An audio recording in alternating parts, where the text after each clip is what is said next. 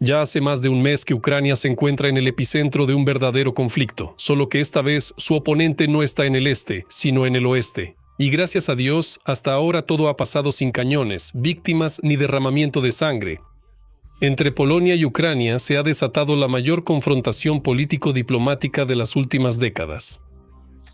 Y este escándalo no es que esté cerca de resolverse, sino que, al contrario, muestra una clara tendencia a intensificarse aún más. A primera vista, todo gira en torno a modelos de memoria histórica completamente opuestos por su esencia, la ucraniana y la polaca. Y más específicamente, de aquella parte que se refiere a las actividades del Movimiento Nacional de Liberación Ucraniano durante la Segunda Guerra Mundial, más conocido bajo el nombre colectivo de UPA. Y para ser completamente precisos, se trata de la llamada Tragedia de Volinia, cuyas víctimas fueron tanto polacos como ucranianos. Pero hoy vamos a ir más a fondo, y veremos la esencia misma del actual conflicto entre Ucrania y Polonia. Me llamo Semyon, canal Megashow TV. Empezamos.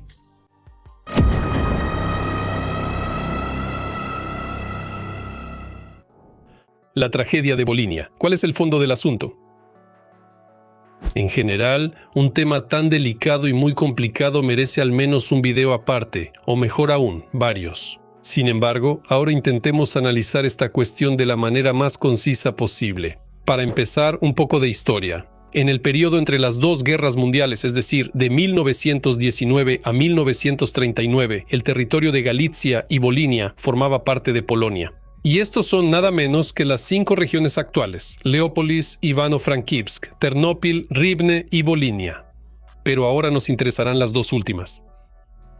Por supuesto, todas estas tierras ucranianas pasaron a formar parte de Polonia, o como se le llamaba entonces, la Segunda República Polaca. No fue voluntario, fueron tomadas por la fuerza, anexionadas. En consecuencia, la actitud de los polacos hacia los ucranianos era como hacia un pueblo conquistado, como si fueran personas de segunda clase. Gracias a Dios, a diferencia de Hitler, las autoridades polacas no exterminaron a los ucranianos como a los judíos, y no los enviaban al Gulag, como Stalin. Pero existía todo tipo de discriminación contra la población ucraniana, tanto a nivel cotidiano como político-administrativo, y para los polacos eso era normal en ese entonces. Pero, de nuevo, los polacos no construyeron campos de exterminio como Auschwitz o Buchenwald. Sin embargo, sí existía un pequeño campo de concentración en Bereza Kartuska. Ahí encarcelaban a todos los presos políticos, incluyendo a los participantes del Movimiento Nacional de Liberación Ucraniano. Por ejemplo, en sus celdas estuvieron el futuro comandante en jefe de la UPA, Roman Shushey, y el hermano de Stepan Bandera, Vasily. Y en general, por el bien de la verdad histórica, hay que señalar que Polonia, en los años 20 y 30, especialmente durante el gobierno de Józef Piłsudski, poco se parecía a un Estado democrático.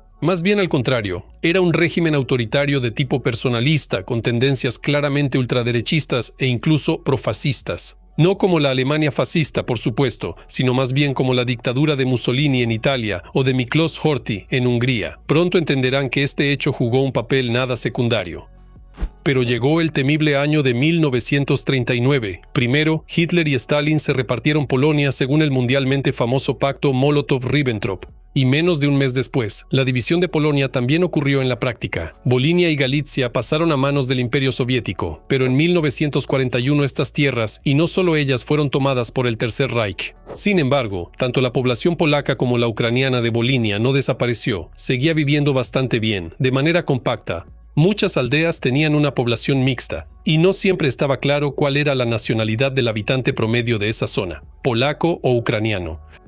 Y ahora llegamos a la esencia misma de la tragedia de Volinia. Para decirlo de la manera más breve y sencilla, durante la ocupación alemana de Volinia, es decir, de 1942 a 1944, entre la población local polaca y ucraniana, ocurrieron una serie de conflictos armados que llevaron al asesinato masivo de civiles, incluidos niños, y a la destrucción de sus bienes. Los responsables por parte polaca fueron los combatientes del ejército clandestino Armia Krajowa y por parte ucraniana la UPA, así como varias otras unidades nacionalistas ucranianas. El punto máximo de los asesinatos ocurrió en el verano de 1943, después de lo cual comenzaron a disminuir. Y ahora comienza la diferencia en la interpretación de estos hechos. Los polacos promueven un esquema simple y comprensible, similar al del Holocausto. Consiste en que los malditos banderistas, así como quienes los apoyaban, de manera deliberada y despiadada, exterminaban, literalmente masacraban a la población polaca de Volinia, especialmente a los ancianos, mujeres y niños. Es decir, desde el punto de vista polaco, todos estos hechos son un genocidio en su forma más pura, similar al ya mencionado Holocausto o a la matanza de armenios por parte de los turcos durante la Primera Guerra Mundial. La posición oficial de Ucrania es que sí, los asesinatos de polacos realmente ocurrieron, pero los propios polacos también mataban a ucranianos civiles, y la mayoría de las veces ellos eran los primeros en matar, y luego los ucranianos realizaban acciones de represalia. De esta manera, desde el punto de vista de los historiadores ucranianos, los asesinatos en Volinia no fueron un genocidio, es decir, una destrucción unilateral de los polacos por motivos étnicos, sino una limpieza étnica mutua, es decir, crímenes de guerra que se cometieron en el curso de un conflicto bilateral. De hecho, por eso, a diferencia de Polonia, donde se utiliza ampliamente el término masacre de Volinia, en Ucrania se utiliza por principio el término tragedia de Volinia. De esta manera, se enfatiza especialmente que todos estos asesinatos, por su naturaleza, fueron una tragedia y no un genocidio, una tragedia para ambos pueblos. Al final, Ucrania insiste en que los ucranianos, la mayoría de las veces, actuaron en represalia por asesinatos similares cometidos por los polacos. Es decir, como dicen los protagonistas principales de la película Rambo, ellos fueron los primeros en derramar sangre. Además, por supuesto, en todo esto jugó un papel importante el elemento de la venganza, el sentimiento de buscar justicia por todos los años anteriores de humillaciones y represión por parte de los polacos. Y además de todo, la mayoría de los historiadores ucranianos coinciden en que sus colegas polacos claramente exageran la cantidad de víctimas. No fueron 100.000 polacos asesinados, sino aproximadamente entre 10 y 15.000, como mucho 20.000. Además, aproximadamente la misma cantidad de ucranianos murieron. En resumen, la versión polaca sobre la culpa unilateral de los nacionalistas ucranianos se contrapone a la ucraniana, que habla de responsabilidad mutua, porque ambos bandos cometieron crímenes de guerra contra civiles. Y dado que los principales participantes de la tragedia de Volinia, la UPA y la Armia Krajowa, en primer lugar lucharon contra la ocupación nazi en sus respectivos países, lógicamente, son considerados héroes y luchadores por la libertad. Pero al mismo tiempo, su glorificación a menudo solo agrava las acusaciones mutuas. Sin embargo, vayamos por partes. Todo gira en torno al 11 de julio.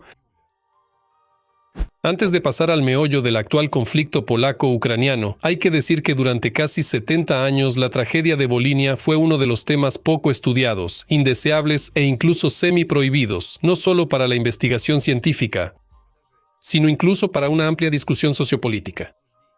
En el periodo soviético, este problema era un tema completamente tabú. La ideología de la hermandad socialista y la amistad entre los pueblos exigía ocultar cualquier conflicto agudo entre polacos, ucranianos y otros pueblos del bloque socialista. Y después de la caída de la dictadura comunista en Polonia y la independencia de Ucrania, las primeras décadas pasaron bajo el lema: sin una Ucrania independiente, no hay una Polonia independiente. En consecuencia, el componente más importante de la política de las élites polacas de aquel entonces era el deseo de sacar a Ucrania de la órbita de influencia de Rusia e integrarla gradualmente en las estructuras occidentales, en la UE y la OTAN. Por eso, por el bien de ese objetivo estratégico, las autoridades polacas dejaban conscientemente de lado las reclamaciones históricas para no dañar las relaciones con Kiev.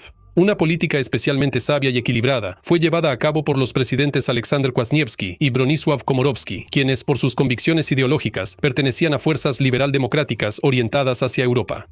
Por eso, no es de extrañar que hace unos 15 o 20 años Polonia fuera abiertamente llamada la principal defensora de Ucrania en Europa. La situación cambió radicalmente en los años 2015 y 2016, cuando fuerzas políticas de derecha conservadora e incluso abiertamente ultraderechistas comenzaron a gobernar Polonia. Por primera vez desde principios de los años 90, todo el poder, es decir, tanto el cargo de presidente como el de primer ministro y la mayoría parlamentaria, se concentraron en manos del partido de derecha más grande, Ley y Justicia. Y a partir de ahí todo se desató. Los conservadores polacos convirtieron muy rápido la tragedia de Volinia en el tema principal de consolidación de la sociedad polaca, y lo hicieron de manera completamente artificial, buscando réditos políticos. Y aunque en casi todos los países las fuerzas de derecha prestan mucha atención a la memoria histórica, en Polonia esta exageración superó todas las expectativas. Especialmente para contrariar a Ucrania, el Sejm declaró oficialmente el 11 de julio como el Día Nacional de la Memoria de las Víctimas del Genocidio de Ciudadanos Polacos por nacionalistas ucranianos, ya que, según investigaciones de historiadores polacos, fue precisamente en ese día, en 1943, cuando ocurrió la mayor cantidad de asesinatos de habitantes polacos. A nivel internacional, cada vez son más frecuentes las exigencias de las autoridades polacas hacia los ucranianos para que se arrepientan de lo sucedido y reconozcan su culpa en la tragedia de Volinia, como lo hicieron los alemanes con el Holocausto. También de boca de los principales políticos polacos, por ejemplo, de Jarosław Kaczyński, empezaron a aparecer amenazas directas, diciendo que, con Bandera y la UPA, Ucrania no tiene posibilidades de ser miembro de la Unión Europea.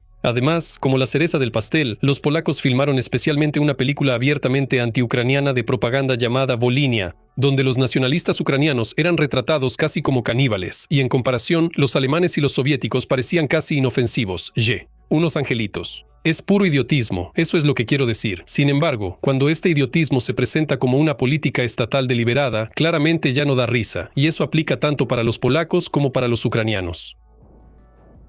Lluvia de condecoraciones en Rusia, o más bien. Ahora pasamos al día de hoy. El motivo formal para el inicio del conflicto actual fue que Volodymyr Zelensky le otorgó el nombre de los héroes de la UPA a un centro especial de operaciones llamado Norte. En Ucrania, en general, nadie prestó atención a esta decisión, lo cual no es nada sorprendente. Hay un montón de otros problemas. Más aún, en los últimos 10 años, como parte de la descomunización y descolonización, en el mapa de muchas ciudades ucranianas han aparecido calles, avenidas y plazas con los nombres de D.R., Shushevich y otros personajes del nacionalismo ucraniano y combatientes de la UPA. Y no pasa nada. En Varsovia nadie reaccionó ante esto. La verdad es que hay que decir que la tensión en Polonia aumenta hacia el 11 de julio casi cada año. Cerca de esta fecha, los políticos polacos empiezan a agitar el tema de la tragedia de Volinia.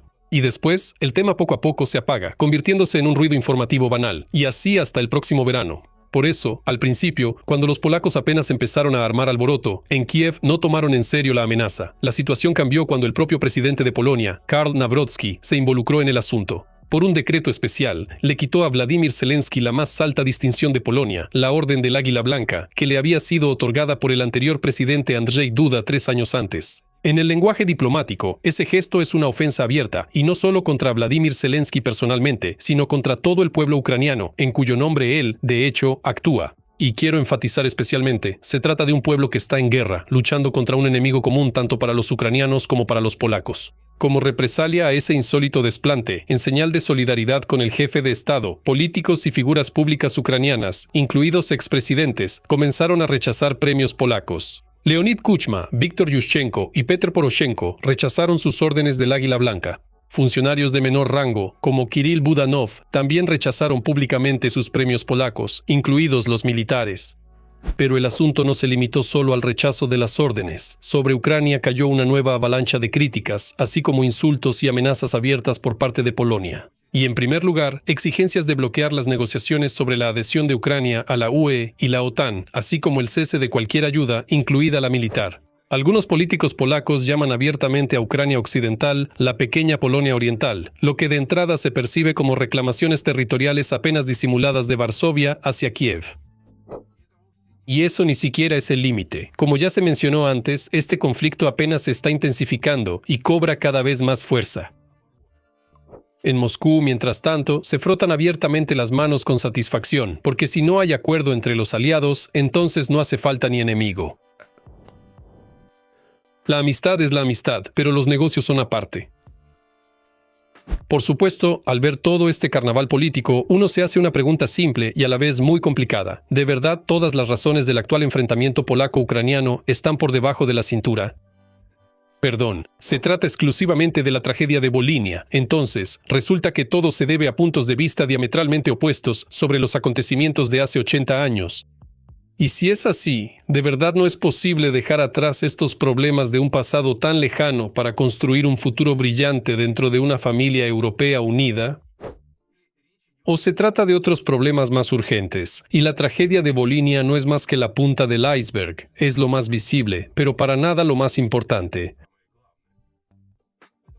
Por eso, primero recordemos una fórmula muy conocida. Cualquier idea inevitablemente muere si pierde el interés económico. Por eso, si vemos el problema desde el ángulo económico, todo muy rápido encaja. Porque si en las esferas política y militar política Polonia y Ucrania son aliados inevitables, ya que tienen un enemigo común que es Rusia, en el ámbito económico Ucrania y Polonia son competidores al 100%. Recuerden al menos los eventos de 2023, cuando los agricultores polacos bloquearon masivamente los puntos fronterizos y los camiones ucranianos cargados de grano y otros productos agrícolas. Estuvieron semanas en la frontera en filas de varios kilómetros. ¿Y todo por qué? Porque después del bloqueo marítimo de los puertos del Mar Negro, la agricultura ucraniana se vio obligada a reorientarse hacia rutas logísticas terrestres, y principalmente a través del territorio de Polonia. Al mismo tiempo, mucha de la producción llegaba al mercado interno polaco, y los agricultores polacos estaban en shock al ver que el grano ucraniano no solo era más barato que el polaco, sino también de mucha mejor calidad. Sus productos resultaron simplemente no competitivos en comparación con los productos ucranianos. Toda una serie de entrevistas puede considerarse un caso de manual que en ese momento realizaron tanto periodistas polacos como ucranianos a los polacos que bloqueaban la frontera. Cuando les preguntaban como diciendo, ¿entienden que con sus acciones están debilitando a Ucrania y de esa manera le están haciendo el juego a Putin? Y en respuesta, más o menos, una respuesta estándar. A mí me da igual Ucrania y Putin también me da igual. Lo que me importa es que me compren el grano. Así que el antiguo proverbio, no es asunto mío, no sé nada, claramente no se refiere solo a los ucranianos. En general, el agronegocio ucraniano es un competidor sumamente peligroso para los agricultores polacos. Pero lo más interesante es que hace apenas unos 20 o 25 años, cuando Polonia misma se preparaba para unirse a la Unión Europea, exactamente los mismos temores existían por parte de la llamada Vieja Europa, Francia, Alemania, Italia, y la agricultura polaca, también por ser más barata, debilitó mucho las posiciones de otros productores agrícolas, que tradicionalmente dominaban el mercado europeo. Se necesitó bastante tiempo para que la economía polaca se integrara en el espacio común europeo y encontrara su propio nicho, y antes de que eso sucediera, muchos perdieron sus empleos y millones en ingresos. O tal vez incluso miles de millones. Lo importante es que ahora Polonia está del otro lado de la barricada. Ahora es un proveedor tradicional de productos agrícolas en el mercado europeo y no quiere dejar entrar a ningún extraño en este campo, especialmente a Ucrania con su tierra negra fértil. Por cierto, la competencia polaco-ucraniana no solo se trata del sector agrícola, sino también de la lucha por mano de obra barata. De nuevo, hace 20 años en muchos países de Europa Occidental, especialmente en Francia, se promovía deliberadamente la imagen de un supuesto plomero polaco que, decían, vendría a trabajar y les quitaría el empleo a los locales. Solo que ahora ese papel de plomero lo desempeñan los ucranianos, que literalmente por unos cuantos pesos hacen el trabajo que los polacos se niegan a realizar. Y no solo ellos, especialmente en la agricultura, la construcción y otras áreas que requieren mucho trabajo. Precisamente la llegada de mano de obra barata de Ucrania explica la relativa estabilidad e incluso el crecimiento de la economía polaca, a diferencia de la mayoría de los países de la UE, donde ahora hay un claro estancamiento. Pero el problema es que las autoridades ucranianas están interesadas en que los trabajadores migrantes ucranianos regresen de Polonia a Ucrania, lo que a su vez será un golpe inevitable para la economía polaca, al menos al final de la guerra. Naturalmente, esa competencia no genera un cariño especial entre Polonia y Ucrania.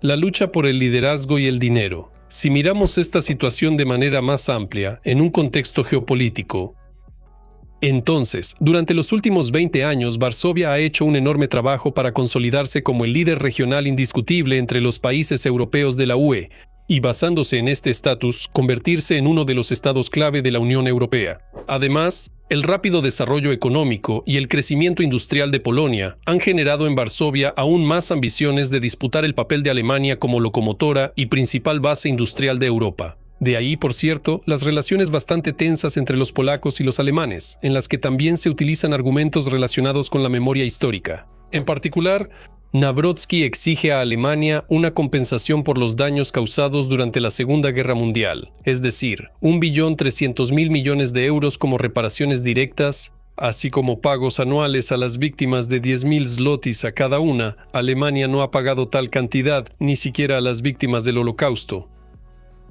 Pero volvamos a lo nuestro. En el contexto de tales objetivos grandiosos, durante muchos años las élites polacas consideraron la eurointegración de Ucrania y siempre actuaron como sus defensores. Pero no en absoluto para que Ucrania se convirtiera en igual a Polonia. Para ellos, Ucrania es como un protegido, un proveedor de mano de obra y al mismo tiempo un mercado para los productos polacos. Precisamente en ese estatus, Ucrania dentro de la UE fortalecería la posición de Polonia en los equilibrios de poder dentro de Europa. Sin embargo, en los últimos 10 años en Polonia se han dado cuenta de que Kiev ve su papel en Europa de una manera completamente diferente. Desde la época de Petro Poroshenko, Ucrania se comunicaba directamente con Berlín, Londres y París, construyendo relaciones con ellos a espaldas de Varsovia. Este proceso se aceleró especialmente durante la guerra a gran escala. La creciente importancia de Ucrania para Europa como escudo contra la horda de Moscú, a su vez, inevitablemente generó ambiciones entre las élites ucranianas.